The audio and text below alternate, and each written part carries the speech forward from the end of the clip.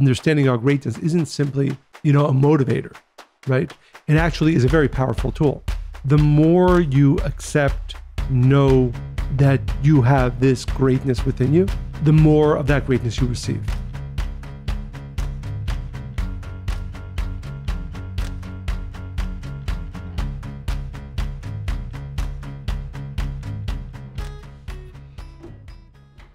Welcome to Spiritually Hungry.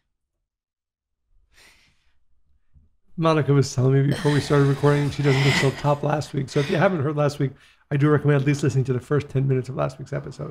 It was quite all of it, actually. All of it, but for the entertainment, I think the first 10 minutes is most. Well, we're excited to continue our discussion on tapping into your greatness and what it takes to achieve it. So we established, after all the jokes and fun, that it's hard. It's actually hard to embrace your greatness, which seems counterintuitive because it's really connecting to the most powerful parts of you. Why should it be so hard? But to start with, it's uncomfortable. Also, I think that some people aren't sure about their greatness. Well, I think we touched upon this last week also. People misunderstand that greatness means that you are obviously great, or you've done great things, or people know that you've achieved, you hit a certain place in your life or status that is important to you, and therefore you've revealed your greatness. But that's not what we're saying. Right. But I'm saying separate and apart from that, I wonder, and my hope is that through this podcast, we're able to inspire all of our listeners to live a life with the knowledge that they are great, that they have limitless potential within them. And regardless of any mistakes we might have done, no matter where we are in our lives right now, we have this divine power, each one of us, inside. I feel like that's a big one, because we can talk about mistakes and how people get stuck in the error of their ways, and they think that that defines them, and no matter what goodness they may do later, it can't erase that. Right. Well, and it brings up a very important teaching, which is the understanding that as we go through life, we are born, every single one of us, with this powerhouse of potential that unfortunately for many people remains untapped throughout most of their lives. But there's nothing that we can do to damage that. So we use the example of a light bulb that shines brightly. You can then put a covering on it. You could put a shade on it. It becomes dimmer to view. You put a second shade, it becomes even dimmer. And you can put so many shades on that very bright light that eventually all you see is darkness. But the bulb and its light never diminished. All that you were able to do, or ever able to do, is conceal it. And I really hope, and I say this to myself because, so if we woke up every morning with the knowledge that we have this power within us, we'd live different lives. I think it's that we wake up most mornings and doubting who we are, doubting the power that we have. So two important understandings which are related. One, I and you and every single one of us was born with this tremendous power to do, to be.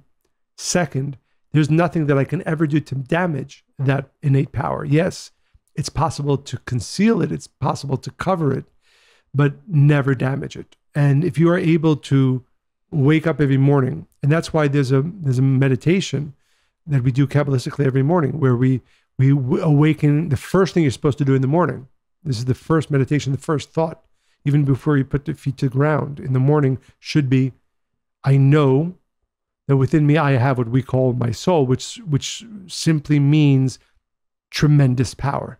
And of course, what I need to do throughout the day is find ways to express that great power. And what are the words to that prayer? In English, it would be, I thank you for bringing back my soul into my body. Right? So that you have the ability or the opportunity to. Well, then the next thought would be, yes. And therefore, how if you knew you had that power, right? let's use a crazy example. If a person woke up with the power to heal people, right? What would they, and they were told in the morning, they didn't have it the day before. They woke up today and they said, you have the power to heal people.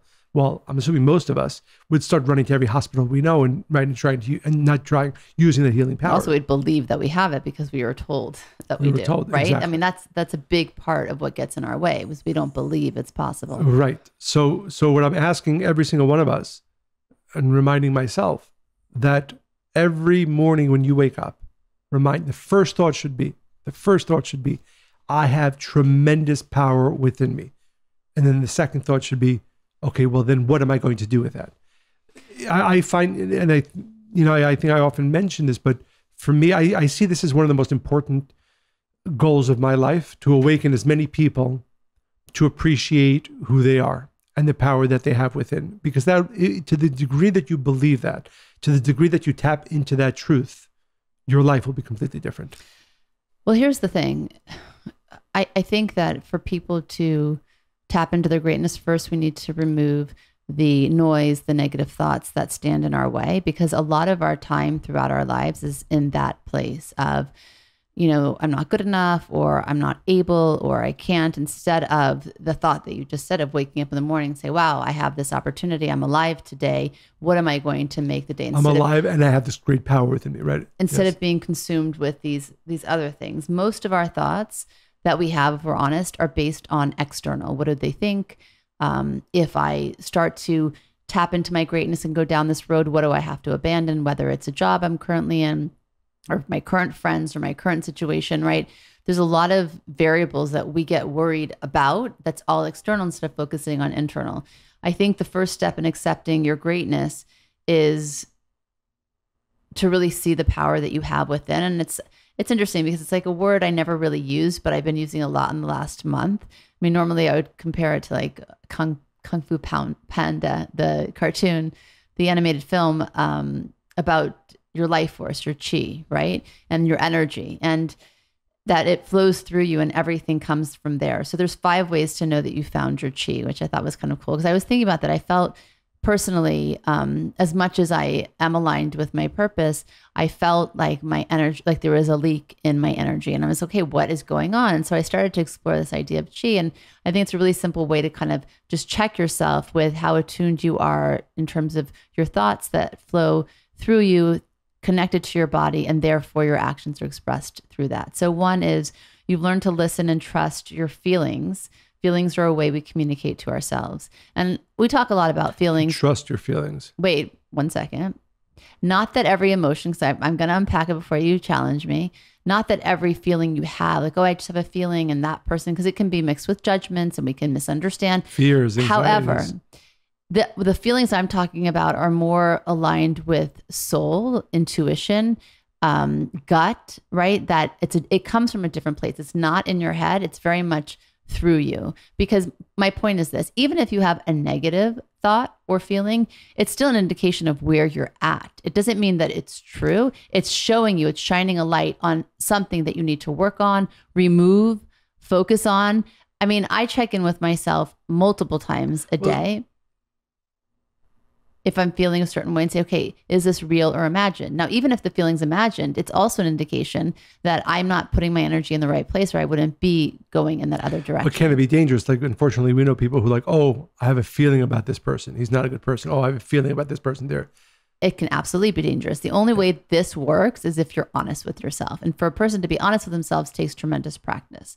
I mean, I've talked about this, right? There's a person I know that when you have an argument with them, they're like, I can't explain it. I just feel it. Well, that's a really convenient way of getting out of an argument, because you can't argue feelings.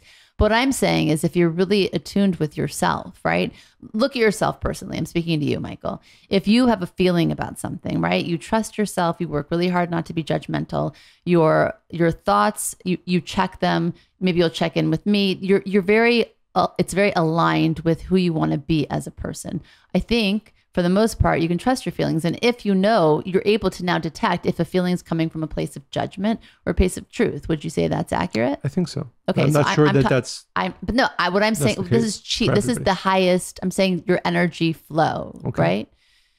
The second is you feel connected to something greater. The third is you flow, which we spoke about, which is you're acting hand in hand with the creator. The fourth is you experience inner strength, empowerment, and peace all at once. So again, it's all about being connected. That's a huge statement. How many people do you know that are experiencing? It's practice. Okay. Say it again. Inner strength, right? Perseverance, desire, right? All of those things. Empowerment. So you have the ability to take action and you do so. And peace is peace of mind. I don't think it's such a big, actually. Well, you know a lot of people who are living with that experience. If you have inner strength and then you act on your inner strength, then you are going to have peace of mind. I think they all go hand in hand. Okay, I'm just saying it's a big ask. And my point is, though, in everything I've said so far, even though you didn't let me get to the last one yet, is that I want us to be busy with those kinds of thoughts and responsibilities versus all of the other stuff that gets in our way of why we can't even pursue greatness. I'd rather this list be the high priority list and you struggle with that every day and that's at the forefront of your mind than all the other stuff, all the other noise that comes into our way that I'm not good enough, I can't, and this, that, jealousy, whatever it is, comparison. The fifth on the list is your life has a sense of purpose.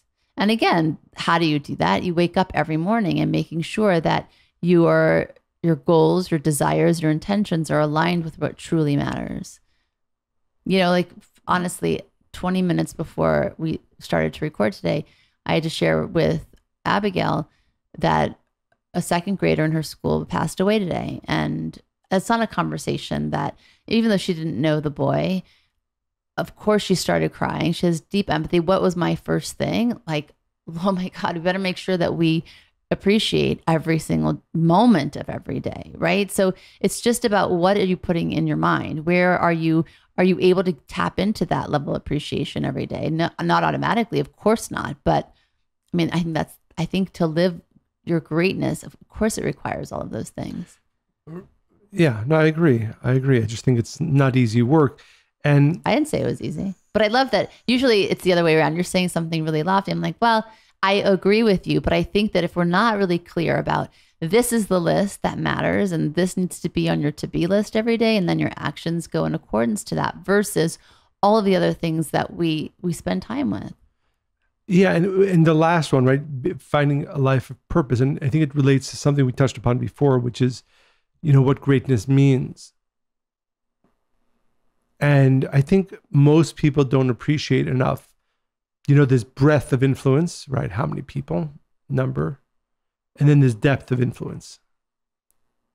And meaning not that I have influence on 100 people, even, or 1,000 people, but there's one person that I influence very deeply. Mm. For instance, parents, right? Parents have a very deep influence on their children. More than most realize. More than most. And I think if you went to some parents, some that come to mind, and you asked them, are you living a great life, a life of greatness maybe? They would say, well, I don't know, I was busy raising the kids, you know, so no, right? They were mistakenly thinking that what the question was, did you write an amazing book that 1 million people read, they had to make these great sacrifices. Right, but if you realize, no, living a life of greatness is having a deep positive impact. Right. So even if all, in quotes, a person does is that he or she was a parent, but the question is, were you a great parent? And by great, I mean, was your deep influence on your children a positive one? Unfortunately, how many parents we know that their influence on their kids was not a positive one?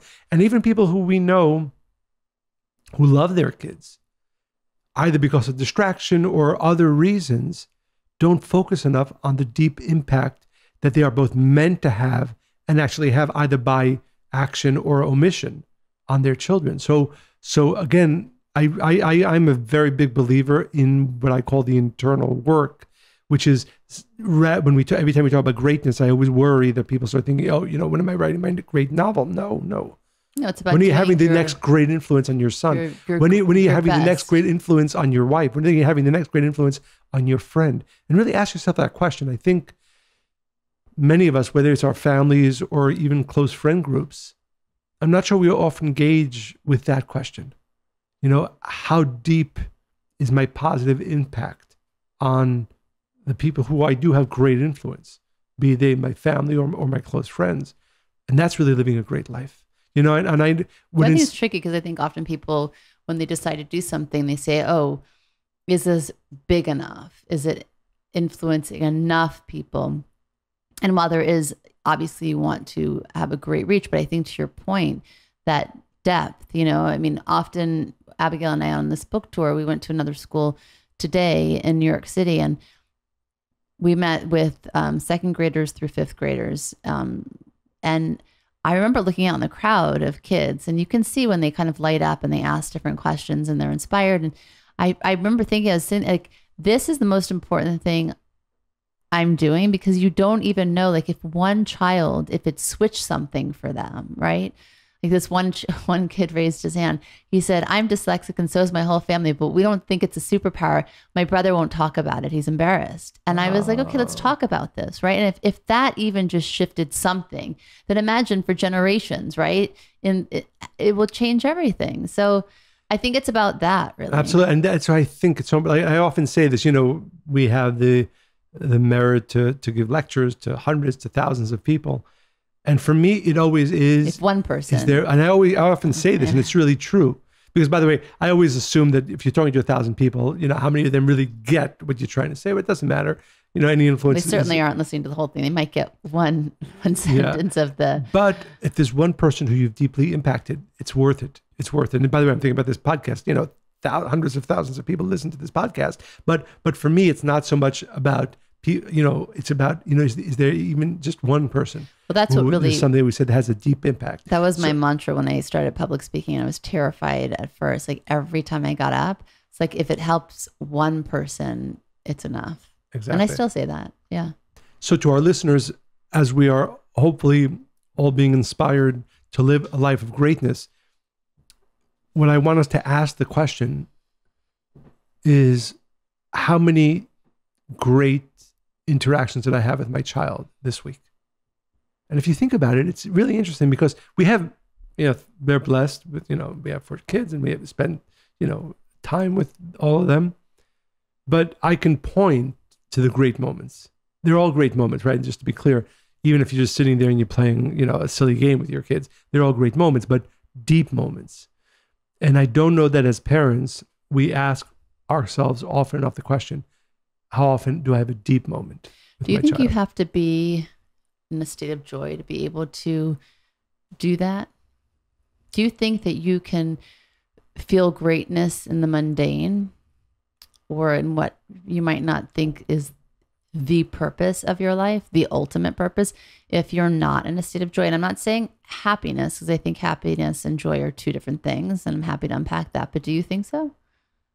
I think it's harder. I think when a person is in a state of sadness, for example, or frustration, or right, it's harder to have a great impact outside of yourself because you're so involved in your own feelings and emotions at that time. Yeah, I think that's a big thing. Like, I think that people can be happy. We have moments of happiness, and it's fleeting though, right? Joy is maintaining a state of consciousness where no matter what happens, even if you feel like the day was mundane or robotic, you're able to find purpose and meaning in it. And therefore you're tapping into greatness.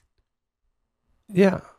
But again, but what I think is important is to really look back at our week and say, with those that I have a deep influence on, be them my kids, my wife, my friends. That's the thing, bingo, right? Most people don't think they are influential. Like, if we're well, saying, you are, but that's the thing. Like, even as parents, we think that, especially if we take, for instance, if our children speak back to us and we take that seriously as an indication that they don't love us or respect us, we think we're not influencing them, which obviously isn't true. But when you're in that reactive state, you do take that seriously. Absolutely. Right? So I think the first thing is realize your influence. Yes. For good and bad. And which leads to another very important understanding or teaching.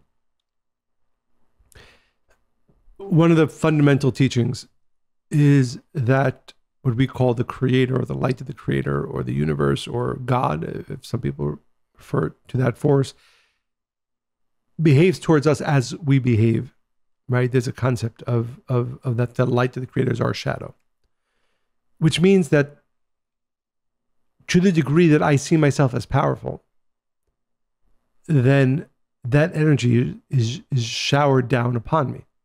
If I see myself as weak, as not powerful, as not influential, then that light will not shine upon me. The power of influence, the power of strength. So this consciousness that we're talking about, this thought that we're talking about of understanding our greatness isn't simply, a motivator, right? It actually is a very powerful tool.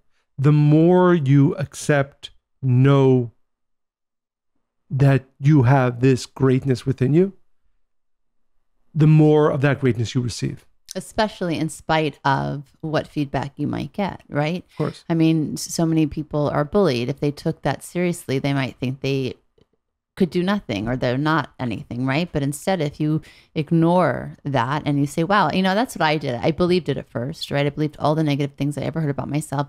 And then it was so overwhelming at some point. It's like, well, I must be really threatening, which means there is some power within me that I'm not recognizing, that people are even paying attention to me. Why am I bothering people so much, right? And then I stopped listening to the negativity. Instead, I said, okay, I'm going to tap into what I do know to be true and grow that, right? Yeah, and related to that, there's another idea that I often think about when I think about greatness. There's a concept that when we speak about the force, the light of the Creator, it's not a person, a being that has decisions, right? I like this person, I don't like this person, I'll give power to this person. It's what we call a simple light, which also means that in the path that a person chooses, so he or she will be led in the path that we choose, which means there's a famous biblical story about a very bad man. His name was Bilam. He's a biblical person who did terrible things. He was able, it says, he had a power with his words, with his curses, and he was given great power. But of course, he uses it in a negative way. And the sages asked the question: why was he given so much power? Mm-hmm. And the answer is, in the path that a person chooses to be led, so he or she will be led. Which means, because the energy is simple, it goes where you direct it. But the question is, why was he given that? Are you saying everybody's given the same amount of energy? Not necessarily. No, different souls have more or less power. But was his soul negative, or he was given a great amount of light and he had that choice in that moment? And that second option, which is that he was a great soul, but because his ego got the best of him, he directed his power and his strength with which he was born in a negative way. So I think it's really an important tale. Yeah, it's a very important understanding that you have to ask yourself the question all the time: how aligned is where I'm pushing towards with what I would call my soul, or you can call with the light of the Creator? How much of it, we spoke a little bit last time about ego-based, but the understanding that a person can do great things, but be completely blinded about what he or she should have done and how they got there. So but for example, and we know this, right? I mean, you read about this in the press all the time. Just because somebody's successful, whatever that word means, does not mean that they have done great things. As a matter of fact, there's some people who've done terrible things and they are quote unquote successful. They're certainly not, in our estimation, great. Though, at first, because why were they given that abundance? And yeah. Well, that's a whole other question. It's an interesting question. Yeah, the question is, do they really enjoy it, right? Is it really pleasurable? Just because this person has, let's say, a certain amount of money or fame, whatever those words are, whatever those achievements are, are they really happy with it? That's a whole other conversation. Well, I wasn't saying that. I was saying, why are they given the opportunity for that? Well, because they have a great soul. They have a great potential. But the point is that achievement is not an indication that I lived greatly, for sure, that I've achieved greatness, right? If you understand that the way the system works, and you can go up and down on that scale at any time, right? Exactly. But that's why it's so important to keep questioning the alignment of your push. Is it coming really from your soul? Is it coming really from an alignment with what I would call the light of the Creator? Because understanding that the light of the Creator is simple, and in the path that one chooses, he or she is led, then the fact that I'm having success here, or the fact that as I push forward in this direction, it's having success, does not necessarily mean that I'm living a great life. So success does not equal greatness. For sure. Greatness is only when the individual is constantly questioning themselves, asking the question: is where I am pushing aligned with my soul? Is where I'm pushing aligned with what I would say the light of the creator, or is how much is my ego involved, right? How much is our other ancillary or not positive desires pushing in that direction? I mean, I think a simple way of saying that, or the question to ask yourself each day throughout the day, is, am I living within my integrity today? Right? I mean, really showing up in the greatness of who you can be. Meaning, you make a mistake, you pause, you check yourself, you choose better. It's constantly unpeeling, as you said earlier, those layers that come upon us each day, whether we lose our temper or we say something we didn't mean to or whatever, right? But it's really, I think, living with integrity in every situation. Yeah, again, because, we've had over the years seen so many people. Which, by the way, that goes back to my chi list. That's integrity. I mean, it's all of those, looking at all facets of your being and trying to get to the highest place that you can. Yeah. And I was saying we've seen in over the years, people who did not seem to behave in integrity seem to have success. And at the end of the day, you see it come full circle. You see that play out. Yeah. And that's why I think it's really important. Again, when we talk about living a life of greatness, we are not necessarily talking about having this success or that success. It's living a life where you're pushing and directing what I would say the light of the creator in a direction that is in alignment with your soul, with your integrity. I would say further in alignment with the light of the creator. Mm-hmm. So I thought it'd be interesting to share. There's a psychologist, his name is Frank Farley. I know Frank. You know Frank? No, I don't know Frank. And he made a list of... Is it Farley or Farley? Farley.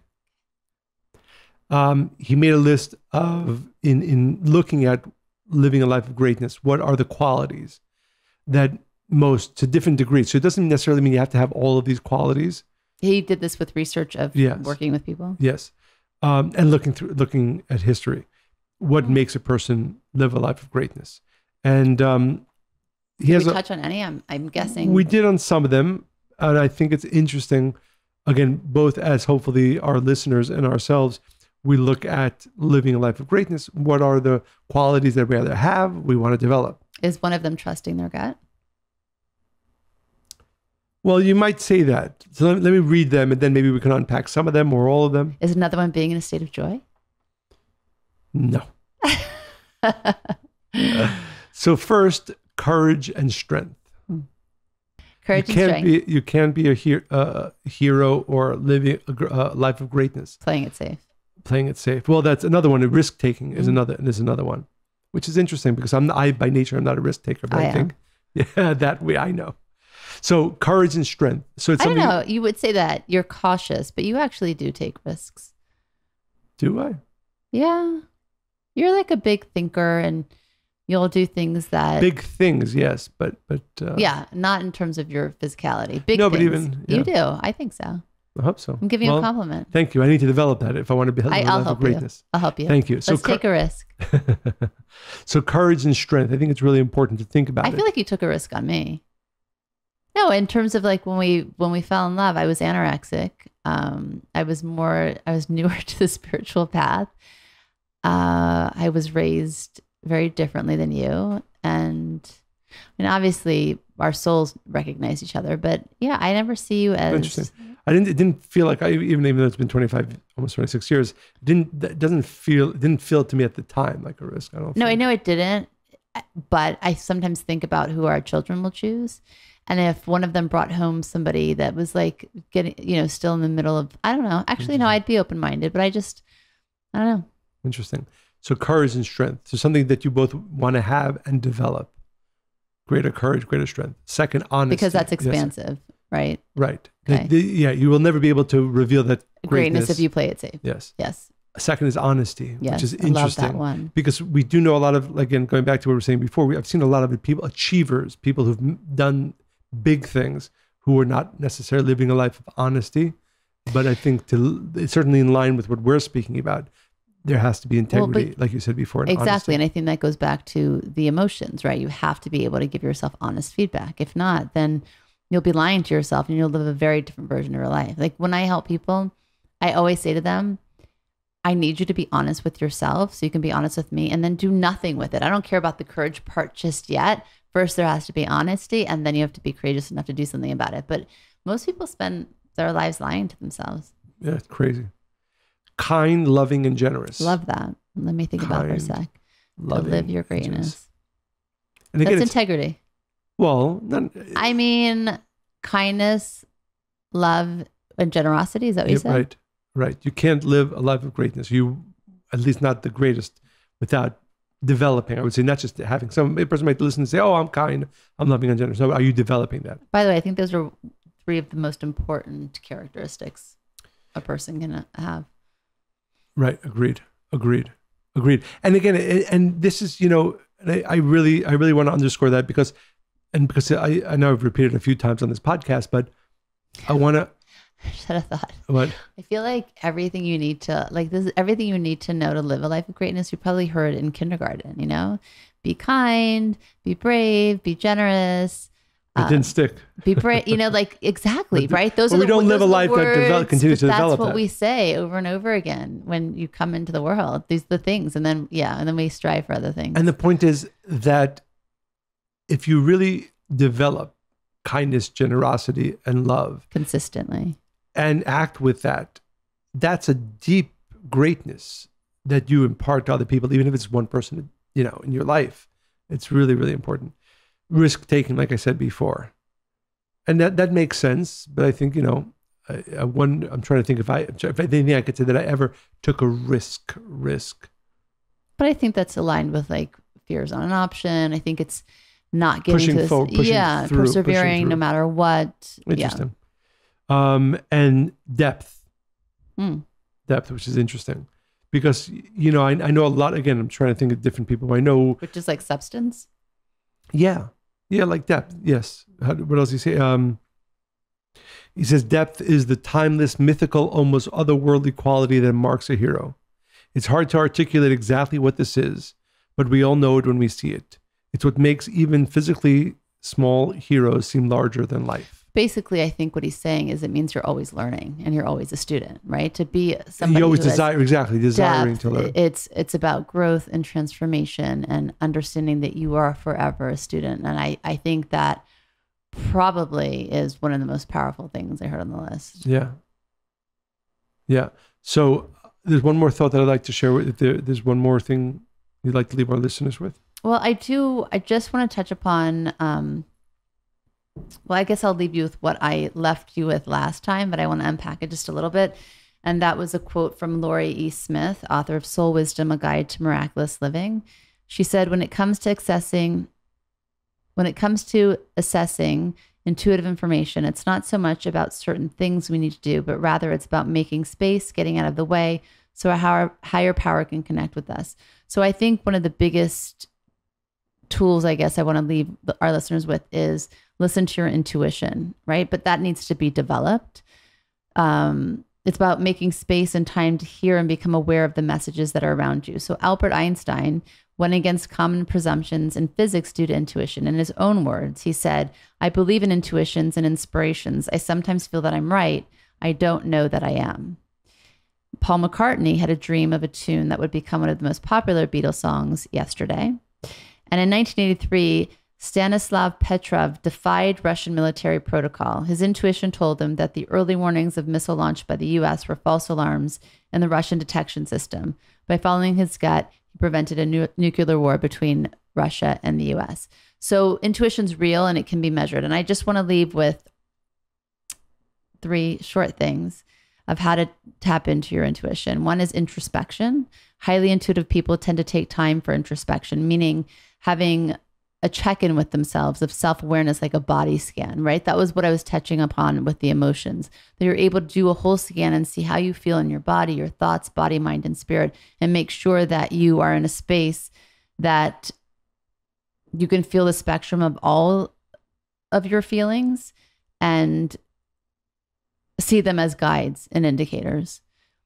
I do this throughout the day. I ask myself, how am I feeling right now? So that when something comes at me, I know that if it's something external that I need to look at, or it's maybe a thought that I've had that isn't positive, or maybe something I did the day before that I could have done better, or maybe I'm just in a state of joy and appreciation, right? It's really kind of like a guidepost.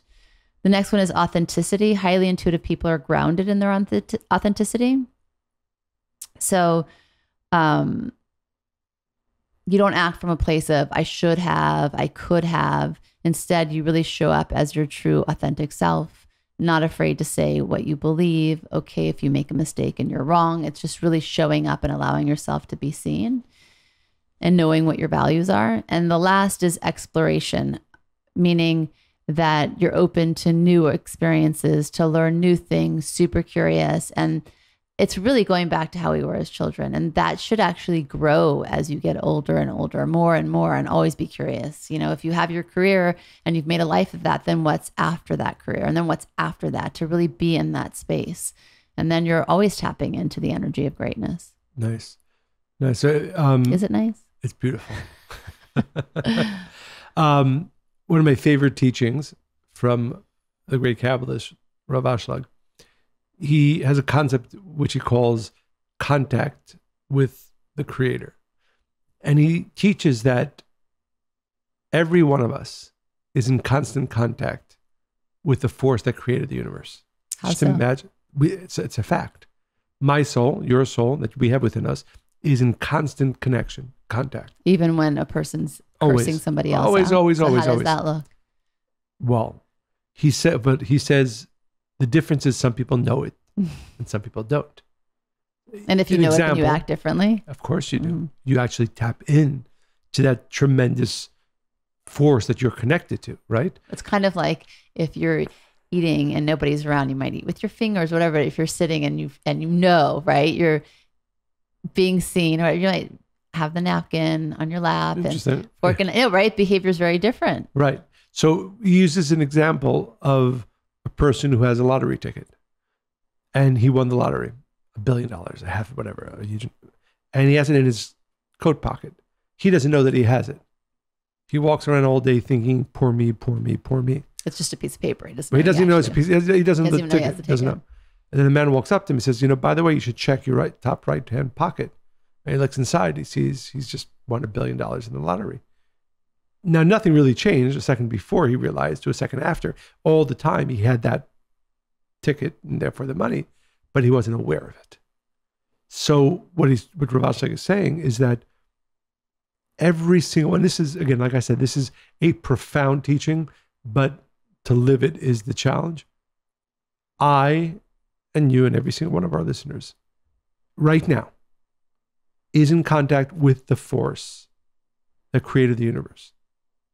Knowing that allows us to tap into it, use it, reveal it, and live a life of greatness. Not knowing it, even though it's there, makes us live a life of, I would say, a poor life, or a life not living up to the potential for which we came into this world. It's really powerful. It is. And I try to think about it all. I try to awaken. This is one of those teachings, and I hope for our listeners as well, that not only inspires in the moment, but it's one of those that you really want to keep in your pocket. How do you do that? How do you awaken that every day? Just that thought, right? Do you think about the lottery ticket in your pocket? No, not the lottery ticket, but the fact that my soul is deeply connected to the force. People need to visualize the lottery ticket. Okay. The force that created everything.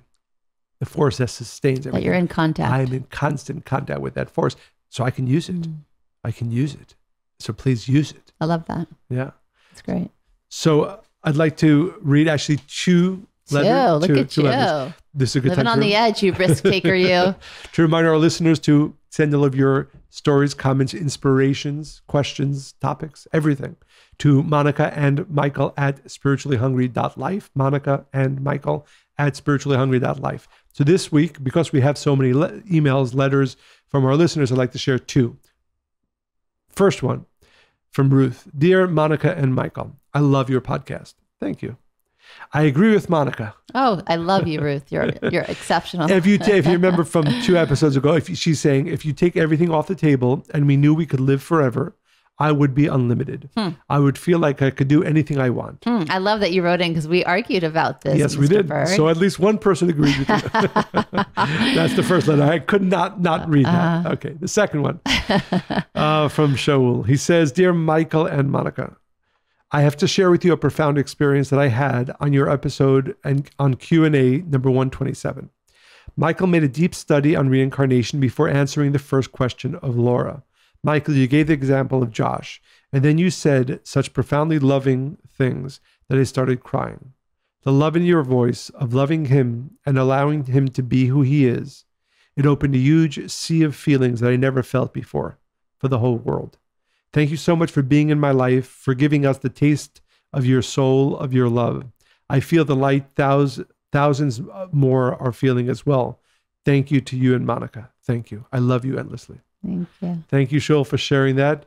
And as we often remind our listeners, it is your letters and hopefully your experiences with the wisdom that you receive from this podcast that inspires us to continue to share this wisdom. So please share this podcast with everybody you know. Go on Apple Podcasts, write 5-star reviews, and continue to spread the word of this podcast to everybody you can and know. That was one step towards living a life of greatness. And as always, remember to send your questions, comments, stories, inspirations to Monica and Michael at spirituallyhungry.life. Monica and Michael at spirituallyhungry.life. I hope you enjoyed listening to this podcast as much as we enjoyed recording. Stay spiritually hungry.